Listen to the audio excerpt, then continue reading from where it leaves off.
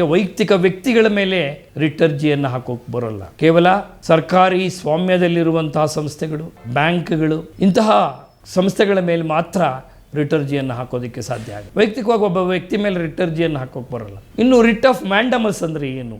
ನಾವು ಯಾವುದೋ ಒಂದು ಕೆಲಸವನ್ನು ಸರ್ಕಾರದ ಕಚೇರಿಯೆಲ್ಲ ಕೆಲಸ ಮಾಡ್ತಾ ಇಲ್ಲ, ಅದನ್ನು ಮಾಡಬೇಕಾಗಿತ್ತು, ಆ ಕೆಲಸವನ್ನು ಅವ್ರು ಮಾಡಿಲ್ಲ. ಇವಾಗ ಅದಕ್ಕೋಸ್ಕರ ದಯವಿಟ್ಟು ಅವರಿಗೆ ಒಂದು ನಿರ್ದೇಶನವನ್ನು ಕೊಡಿ ಆ ಕೆಲಸವನ್ನು ಮಾಡೋಕ್ಕೆ ಅಂತ ಹೋಗಿ ರಿಟ್ ಅರ್ಜಿಯನ್ನು ಸಲ್ಲಿಸ್ಬೋದು. ರಿಟ್ ಅರ್ಜಿಯನ್ನು ಸಲ್ಲಿಸಿದ್ರೆ ನಿಮ್ಮ ರಿಟ್ ಅರ್ಜಿ ಸೂಕ್ತವಾಗಿದ್ದರೆ, ಕಾನೂನುಬದ್ಧವಾಗಿದ್ದರೆ, ನಿಮ್ಮ ಪ್ರಾರ್ಥನೆ ಸರಿಯಾಗಿದ್ದರೆ ನ್ಯಾಯಾಲಯದಲ್ಲಿ, ಆಗ ರಿಟ್ ಆಫ್ ಮ್ಯಾಂಡಮಸ್ ಅಂದರೆ ನಥಿಂಗ್ ಬಟ್ ಎ ಡೈರೆಕ್ಷನ್, ಅದೊಂದು ಡೈರೆಕ್ಷನ್ ಕೊಡುವಂಥದ್ದು.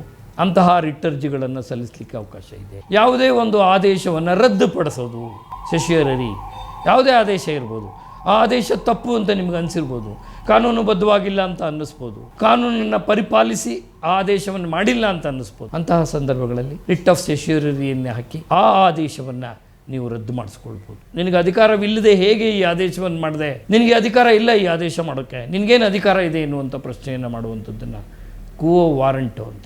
ಹಾಗೆ ರಿಟ್ ಆಫ್ ಪ್ರಾಹಿಬಿಷನ್, ಮುಂದೆ ಏನೋ ಮಾಡೋಕ್ಕೆ ಹೊರಟಿದ್ದಾರೆ, ಸರ್ಕಾರ ಇರ್ಬೋದು, ಬೇರೆ ಇನ್ನಿತರ ಸಂಸ್ಥೆಗಳಿರ್ಬೋದು, ಏನೋ ಮಾಡೋಕ್ಕೆ ಹೊರಟಿದ್ದಾರೆ, ಆದರೆ ಅದರಿಂದ ತೊಂದರೆ ಆಗುತ್ತೆ, ನಮಗೆ ಮಾಡಬಾರ್ದು ಅವರು.